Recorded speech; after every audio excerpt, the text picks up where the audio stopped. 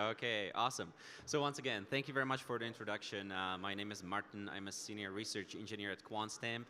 And this talk is based on a joint research with my two amazing colleagues, Martin and Alex, and we will be talking about bridge hacks.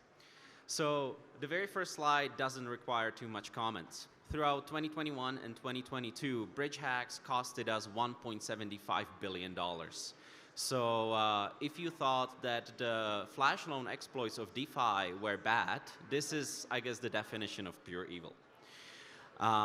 So let's take a look at what a bridge actually is. When users are bridging assets from one chain onto another, it's sort of kind of magical, right? I have some ETH and I'm going to Ethereum mainnet. I'm going to, somehow send it to the bridge, and suddenly ETH shows up on another chain.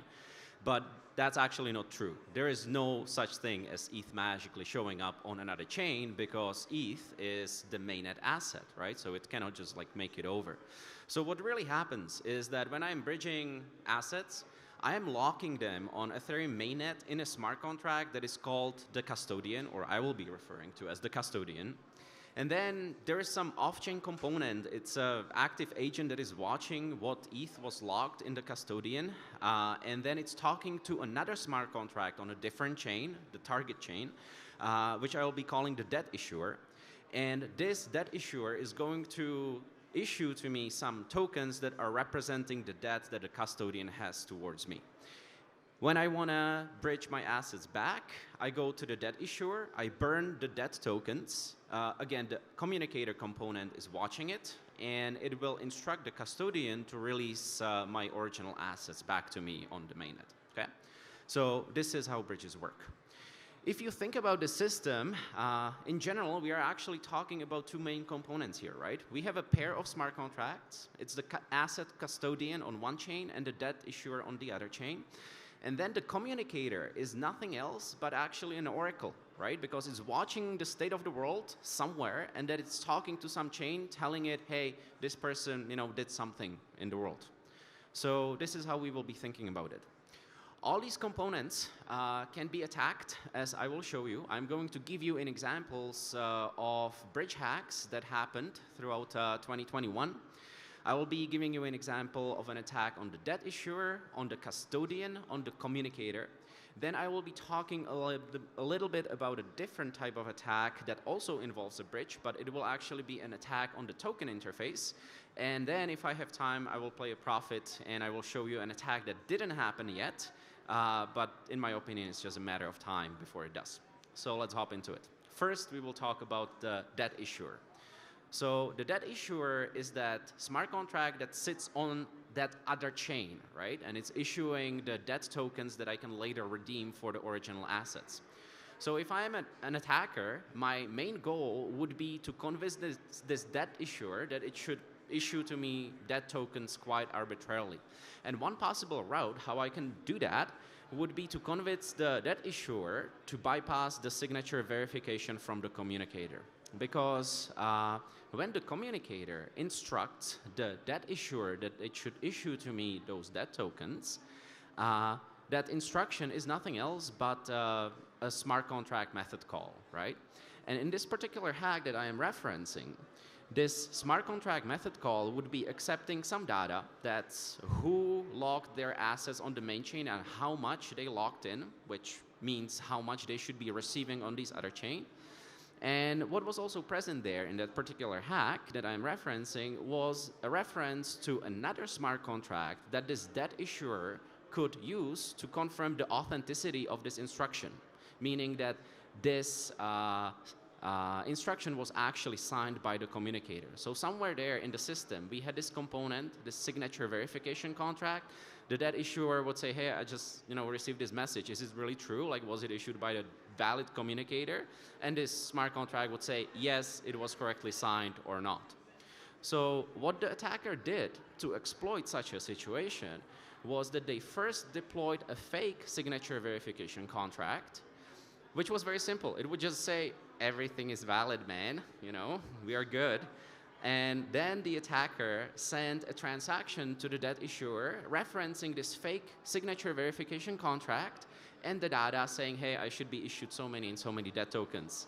And the fake verification contract did exactly what it was made to do. It said, yes, this is valid. And therefore, the debt issuer was able and did issue the attacker a bunch of debt tokens that they would, again, bridge back to the mainnet and exit the whole system with lots of profit. So this is how you can attack a debt issuer. Let's take a look at the custodian. So the custodian is that smart contract where I am locking the native ETH, right, or some native assets. So when I want them to be released back to me, depending on how this whole complex system is developed, the custodian usually expects some kind of a proof that I burnt my debt tokens and will not use them again, right? So the attacker's vector here would be to craft proofs that would pass this verification process by custodian. And in fact, in the hack that I am referencing, there was a bug, there was a flaw in the proof verification process which enabled the attackers to do so.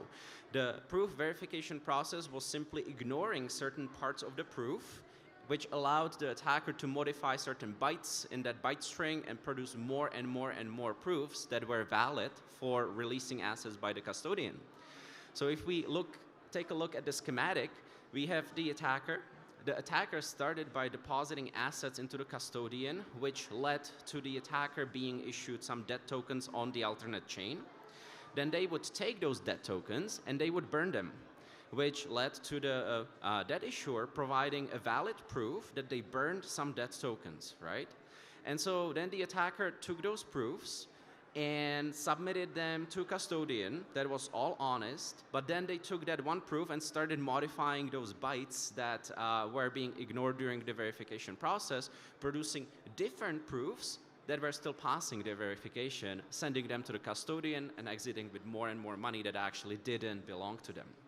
So that's an attack on custodian.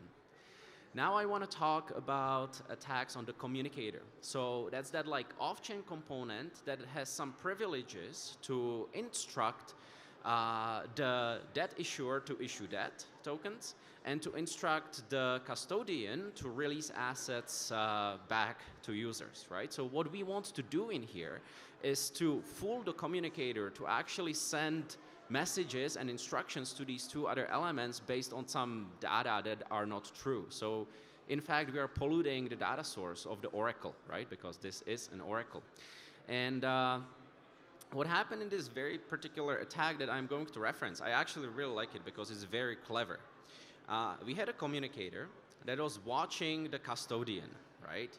And when the communicator is watching the custodian, it actually means that the communicator is parsing all the transactions that go to the custodian, and out of those transactions, it's cherry-picking the deposit events that are being emitted during the deposit. So what the attacker did here was that they deployed a malicious contract which made a deposit to the custodian. So that was the transaction that the communicator detected. But on top of just depositing into custodian, it also emitted a whole bunch of events that had exactly the same format as the events that the custodian was emitting.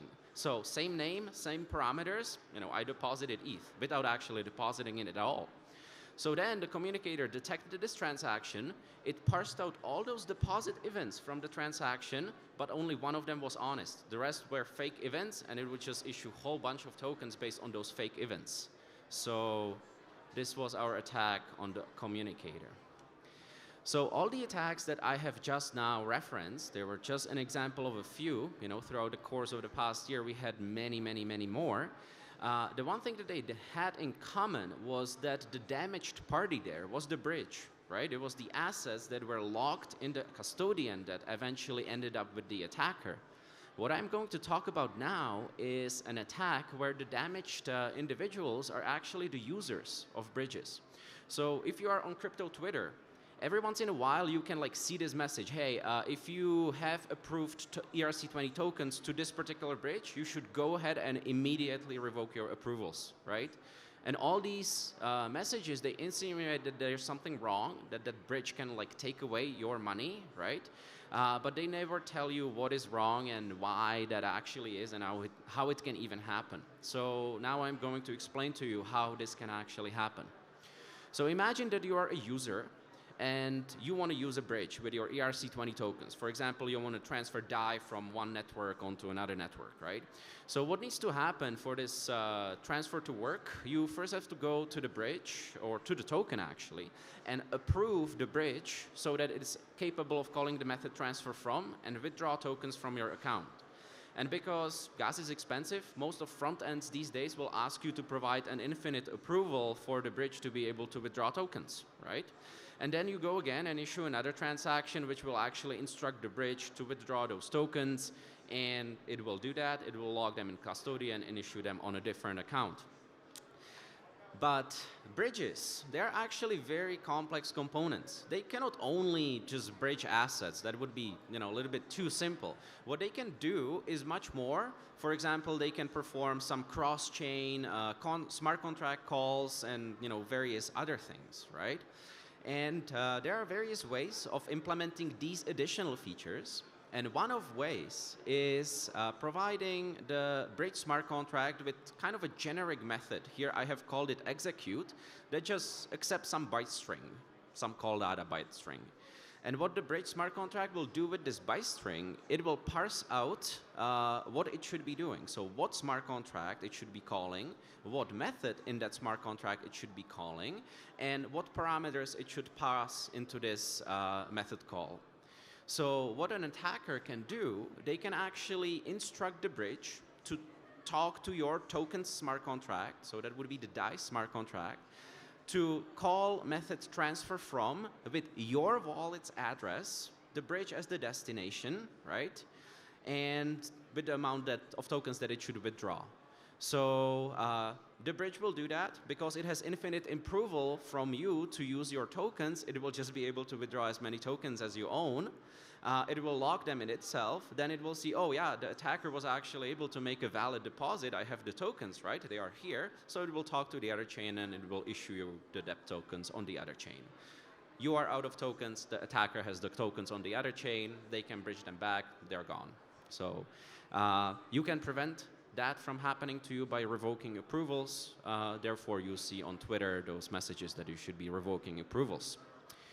That's one way how this can happen. There is actually also another way, which I will also talk about, which is based on a feature called permit. So permits are actually not part of the ERC20 standard, but it's sort of an extension, where permit, it's essentially a signed message. It's a message that you have signed with a private key, with your private key, and you have given it to somebody. And they can present this message to any kind of smart contract to prove that they have authorization to spend your tokens. So the intention how this would be used would look somewhat like that. I give permit to somebody. That caller, will go to a different smart contract and say, hey, I have permit from Martin to spend his tokens. So the smart contract is going to take this permit. It's going to talk to that particular token contract that implements the permit function, and it's going to double check that this permit was properly signed and that it's valid. So it will call function permit, which should return true which should not revert if the permit is valid, and revert if that permit is not valid or if permit function is not implemented at all. And then, if the smart contract sees that the permit is valid, it can redeem the permit for an infinite approval, and then it can use transfer from to withdraw Martin's tokens, right? So this can again be exploited in the connection with bridges if your token that you are trying to bridge is implemented a little bit unfortunately, because there are tokens that do not implement the permit function, but on the other hand, they have non-reverting fallback function, right? So fallback function is that catch-all function that is getting called when you're trying to invoke a function that is not implemented. So again, assume that you are an honest user. You have, bridged your unfortunately implemented token that has this non-reverted fallback function through a bridge, which allows features where users can deposit tokens via the permit procedure. So you have provided infinite approval, bridged your tokens into another chain, and now attacker comes and calls this bridge and provides it with a permit. It provides it with a permit that is garbage. It's just like, bunch of bytes. It's not even properly signed, whatever. So this bridge is going to take that permit. It's going to talk to that unfortunately implemented smart contract of the token that has that non-reverted fallback function, but doesn't implement permit. And it's going to check by calling permit whether this permit is valid. And guess what? That non-reverting fallback function actually does not revert. So it is going to assume that this garbage permit is a valid permit. Then it's going to try to redeem that permit with the token contract for infinite approval. And guess what? That method for redeeming the permit for infinite approval is not implemented. So it's going to go to the fallback, which is not going to revert, right? So it's still assuming that everything is good, and then it's going to call transfer from, and it's going to withdraw your tokens. So this is how you will again lose, and you can save yourself by revoking approvals to the bridges. So all of these attacks happened in the past, sometimes even repeatedly. Now I will be talking about something that didn't happen in the past. So I said before that Communicator is an oracle, right? It's reading some state of the world from somewhere, and it's projecting it on some chain, maybe on that side chain, maybe back on the mainnet. It doesn't really matter. So in the real world, when we have oracles, usually the state of the real world doesn't change, right? If I crash my car, it's crashed. There's no way to undo it. But when you're reading state of the world from blockchains, you actually have to care about finality, right? There is always a chance that a longer chain is going to appear and roll something back. That's why when you interact with centralized exchanges and other systems, you have to wait for 6, 12, 32 blocks before that system will do something. So imagine this. I will launch a 51% attack on a source network. You can think about Ethereum mainnet, but you can also think about a different network with some weaker security guarantees. Then I am going to take a substantial amount of assets and I'm going to lock it in the Custodian. That will yield me some dead tokens on the side chain that I'm going to take those tokens from that other chain. I'm going to bridge them back, and the Custodian will release back to me the assets that I have deposited. And then I will roll back that first transaction. I will unwind this 51% attack in a very specific way that cancels that deposit transaction. So the bridge will never have received the assets in the Custodian, but it will have released to me the assets that it held. So that can cost a lot of money. Now you can come back to me and say, well, but 51% attack, that's very expensive. According to Crypto51.app, 1 hour of a 51% attack costs $1.5 million. Bridges usually hold much more than that. And in fact, we have fast bridges where 1 hour is kind of an overkill. You will be done in less than 15 minutes or so. So that's the prophecy. I believe that it will happen one day. In summary, I'm running out of time. So we have identified a whole bunch of things that can go wrong with bridges. They are really complex. I have roughly 20 of them in here. And because I don't have time, I will be happy to talk to you about them in the QuantStamp booth that we have upstairs at the location P25. It's across the alley from Beanbags on the 4th floor. So yeah, please feel free to drop by. QuantStamp is also hiring, so if you like digging into smart contract or blockchain systems, exploiting them, looking for exploits, please talk to us as well. And yeah, thank you for your attention.